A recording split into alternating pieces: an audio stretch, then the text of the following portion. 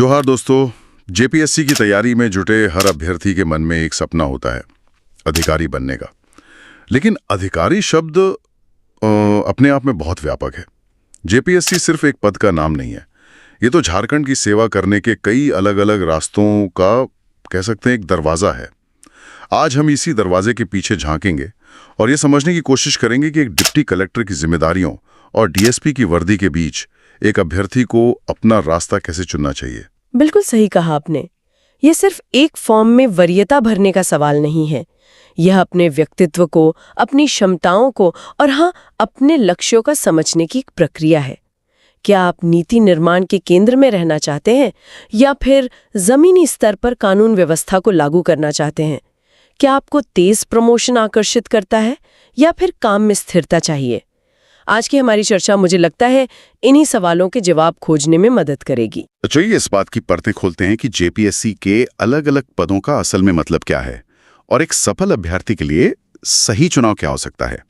शुरुआत करते हैं उन पदों से जो सबकी नजरों में रहते हैं, यानी लेवल 9 या 5400 ग्रेड पे वाले पद। हाँ, ये जेपीएससी के सबसे प्रतिष्ठित और कह सकते हैं शक्तिशाली पद माने जाते हैं। इनमें सबसे पहला नाम आता है झारखंड प्रशासनिक सेवा का, यानी उप समाहर्ता या डिप्टी कलेक्टर। डिप्टी कलेक्टर, ये शब्द सुनते ही एक पावरफुल इमेज दिमाग में बनती है। इसे प्रशासनिक सेवा की रीढ़ भी कहा जाता है। लेकिन इस पद की दिन प्रतिदिन की वास्तविकता क्या है? मतलब असल में काम क्या होता है? देखिए, ये पद जितना शक्तिशाली है उतना ही जिम्मेदारियों से भरा भी है। एक डिप्टी कलेक्टर के तौर पर आप सरकार का चेहरा होते हैं। आपके मुख्य कामों में कानून व्यवस्था बनाए रखने के लिए मजिस्ट्रियल शक्तियां इस्तेमाल करना, जमीन से जुड़े राजस्व मामलों को देखना और सरकार की कल्याणकारी योजनाओं को आम जनता तक पहुंचाना, ये सब शामिल है। अच्छा, आप सीधे तौर पर जनता से जुड़े होते हैं और आपके एक फैसले का असर हजारों जिंदगियों पर पड़ सकता है। यहां पर मैं एक बात समझना चाहूंगा। हमने सुना है कि प्रशासनिक सेवा में प्रमोशन पुलिस सेवा के मुकाबले थोड़ा धीमा होता है। तो फिर क्यों ज्यादातर टॉपर्स की पहली पसंद यही पद होता है? क्या इसमें कोई खास बात है? ये बहुत दिलचस्प सवाल है और यही इस पद के चुनाव का सार भी है। हाँ, ये सच है कि प्रमोशन की गति डीएसपी के मुकाबले थोड़ी धीमी हो सकती है, लेकिन यहाँ एक अभ्यर्थी को चुनाव करना पड़ता है। क्या उन्हें डीएसपी की तरह तेजी से पदोन्नति और समाज में दिखने वाला अधिकार चाहिए, या फिर डिप्टी कलेक्टर के रूप में धीमी गति से आगे बढ़ते हुए नीति निर्माण के केंद्र में रहना है? डिप्टी कलेक्टर का प्रभाव शायद तुरंत न दिखे, पर वो ज्यादा दूरगामी होता है। आप राज्य की नीतियों को आकार देने की प्रक्रिया का हिस्सा बनते हैं। मतलब ये इमीडिएट इम्पैक्ट और लॉन्ग टर्म इन्फ्लुएंस के बीच का एक चुनाव है। सुविधाओं की बात करें तो इन्हें सरकारी गाड़ी और आवास मिलता है, पर आमतौर पर बॉडीगार्ड नहीं। ऐसा क्यों? ये उनके काम की प्रकृति को दिखाता है। डिप्टी कलेक्टर का काम सीधे तौर पर टकराव वाला कम होता है। उनकी भूमिका एक व्यवस्थापक और प्रशासक की है। अच्छा। जबकि एक पुलिस अधिकारी का काम अक्सर खतरनाक स्थितियों का सामना करना होता है, इसलिए सुविधाओं का ढांचा भी उसी हिसाब से तय होता है। ठीक है, तो अब आते हैं दूसरे सबसे लोकप्रिय पद पर जो इस प्रशासनिक भूमिका से बिल्कुल अलग है। पुलिस उपाधीक्षक यानी डीएसपी। वर्दी, अनुशासन और एक्शन। हाँ, ये पद उन लोगों के लिए है जिनका व्यक्तित्व ऊर्जास्वी है और जिन्हें चुनौतियां पसंद हैं। एक डीएसपी की सीधी जिम्मेदारी अपने इलाके में अपराध को रोकना और कानून का राज स्थापित करना है। आमतौर पर उनकी पहली पोस्टिंग एसडीपीओ मतलब सब डिविजनल पुलिस ऑफिसर के तौर पर होती है, जहां वे पूरे अनुमंडल की पुलिसिंग के मुखिया होते हैं। मतलब काम 24 घंटे का होता होगा? बिल्कुल, उनका काम 24 घंटे का होता है और उन्हें कभी भी किसी भी स्थिति के लिए तैयार रहना पड़ता है। इस पद के साथ जुड़े रुतबे और सुविधाओं की भी बहुत चर्चा होती है। सरकारी गाड़ी, बॉडीगार्ड, रसोइयां, ये सब बातें काफी आकर्षित करती हैं। बिल्कुल करती हैं, और इन सुविधाओं के पीछे एक ठोस वजह भी है। जैसा मैंने कहा, ये एक 24/7 की नौकरी है जिसमें बहुत ज्यादा जोखिम होता है। बॉडीगार्ड उनकी सुरक्षा के लिए जरूरी है। लगातार भागदौड़ के कारण उन्हें अन्य सहायक कर्मचारियों की जरूरत पड़ती है ताकि वे अपने मुख्य काम पे पूरा ध्यान दे सकें। जी। इसके अलावा उन्हें सालाना 12,000 रुपए का वर्दी भत्ता, पौष्टिक आहार भत्ता और धुलाई भत्ता भी मिलता है, जो इस नौकरी की जरूरतों को पूरा करने के लिए ही है। और प्रमोशन की जो रफ्तार है वो तो कमाल की है। सही बात है। प्रमोशन इस सेवा का सबसे बड़ा आकर्षण है। एक डीएसपी सही समय पर प्रमोशन पाते हुए लगभग 8-9 साल में एडिशनल एसपी बन सकता है। 8-9 साल में? जी। और उसके 5-6 साल बाद एसपी। यहाँ से उनके लिए भारतीय पुलिस सेवा यानी आईपीएस कैडर में जाने का रास्ता भी खुल सकता है। आगे चलकर एसएसपी और डीआईजी के पद तक पहुंचने की प्रबल संभावना होती है। लेकिन एक सवाल मन में आता है, क्या आईपीएस कैडर मिलना एक आम बात है या ये कुछ ही भाग्यशाली अधिकारियों को नसीब होता है? इसमें क्या चुनौतियां हैं? ये एक बहुत ही व्यवहारिक सवाल है। देखिए, अवसर जरूर होता है, लेकिन ये कोई गारंटी नहीं है। ये कई चीजों पर निर्भर करता है, जैसे आपकी सर्विस रिकॉर्ड, उस साल कैडर में कितनी रिक्तियां हैं और राज्य सरकार की नीतियां। तो ये एक शानदार अवसर है, पर इसे निश्चित मानकर नहीं चलना चाहिए। तो डिप्टी कलेक्टर और डीएसपी ये 2 मुख्य स्तंभ हो गए, लेकिन लेवल 9 में और भी पद हैं जिनके बारे में लोग कम जानते हैं। चलिए उन पर भी थोड़ी रोशनी डालते हैं।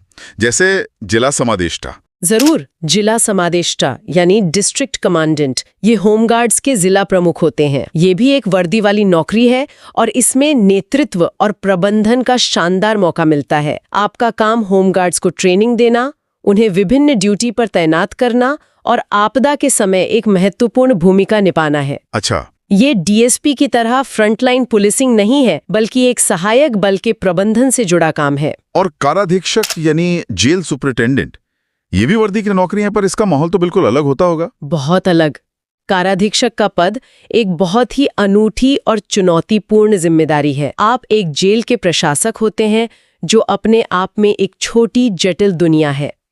आपकी जिम्मेदारी सिर्फ कैदियों को सुरक्षित रखना नहीं, बल्कि उनके सुधार और पुनर्वास की प्रक्रिया को भी देखना है। इसमें मनोविज्ञान, प्रशासन और सुरक्षा तीनों का मिश्रण है। मतलब जो लोग थोड़ा स्थिर काम पसंद करते हैं उनके लिए ये बेहतर है। बिल्कुल। जिन्हें एक ही जगह रहकर एक पूरी व्यवस्था को संभालना अच्छा लगता है, उनके लिए ये एक बेहतरीन विकल्प है। दिलचस्प है। एक और पद है सहायक नगर आयुक्त। आजकल जिस तरह से शहर बढ़ रहे हैं, ये भूमिका तो काफी अहम हो गई होगी। बिल्कुल। सहायक नगर आयुक्त या असिस्टेंट म्युनिसिपल कमिश्नर शहरी विकास की रीढ़ होते हैं। वे आमतौर पर एक आईएएस अधिकारी यानी नगर आयुक्त के अधीन काम करते हैं और शहर की साफ सफाई, पानी की व्यवस्था, सड़कों का रखरखाव और शहरी योजनाओं को लागू करने जैसे महत्वपूर्ण काम देखते हैं। तो आप अपने शहर के लोगों के जीवन की गुणवत्ता पर सीधा असर डाल सकते हैं। जी हाँ, यह एक बहुत ही संतोषजनक काम हो सकता है। तो 5400 ग्रेड पे वाले पद साफ तौर पर सबसे ज्यादा आकर्षण रखते हैं, लेकिन हर कोई इन टॉप पदों तक नहीं पहुंच पाता। जेपीएससी कई और महत्वपूर्ण अवसर भी देता है।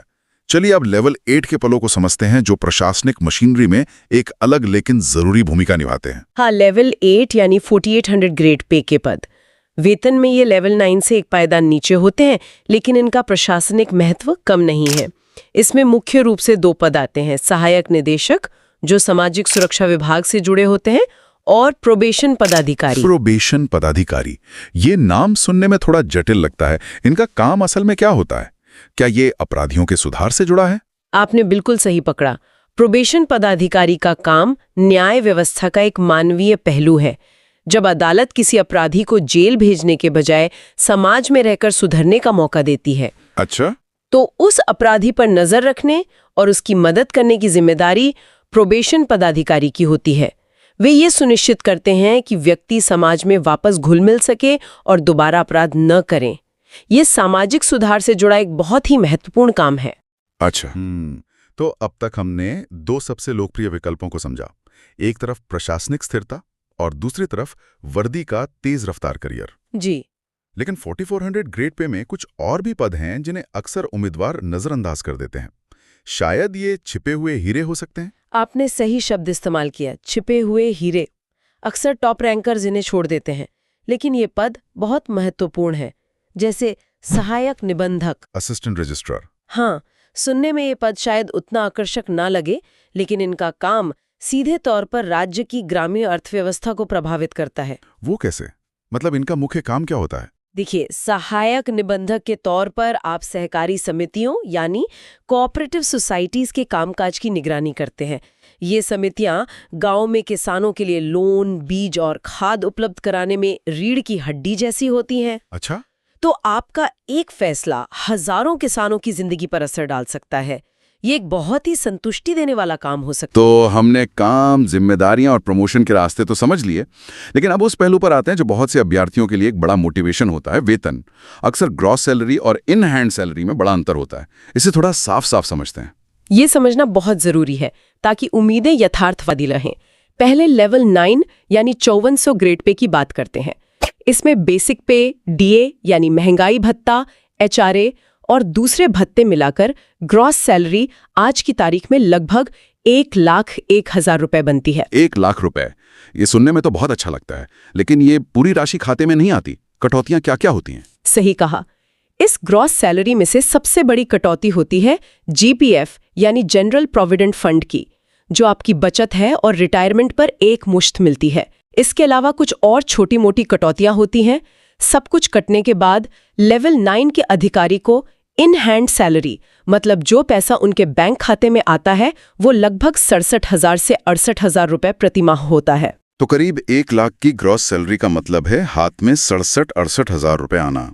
ये जानना बहुत जरूरी है ताकि किसी को बाद में हैरानी ना हो। और लेवल 8 के पदों के लिए यह आंकड़ा क्या है? लेवल 8 यानी 4800 ग्रेड पे के लिए ग्रॉस सैलरी लगभग 82,000 रुपए बनती है और सभी कटौतियों के बाद इन हैंड सैलरी लगभग 55,000 रुपए प्रति माह होती है। ठीक है, तो हमने काम समझ लिया, प्रमोशन का रास्ता देख लिया और सैलरी भी जान ली। अब आते हैं सबसे बड़े सवाल पर। एक अभ्यर्थी अपनी वरीयता यानी पोस्ट प्रेफरेंस कैसे चुने? ये सिर्फ एक लिस्ट भरने से कहीं ज्यादा है। बिल्कुल, ये एक आत्मविश्लेषण की प्रक्रिया है। मैं अभ्यर्थियों को सलाह देती हूँ कि वे खुद को 3 श्रेणियों में रखकर सोचें। पहली श्रेणी है प्रशासक की। अगर आपको नीतियां बनाना, बड़े पैमाने पर योजनाओं को लागू करना और व्यवस्था के केंद्र में रहकर काम करना पसंद है, तो आपकी पहली पसंद बिना सोचे समझे उपसमाहर्ता होनी चाहिए, भले ही प्रमोशन थोड़ा धीमा हो। और दूसरी श्रेणी है प्रवर्तक या एनफोर्सर की।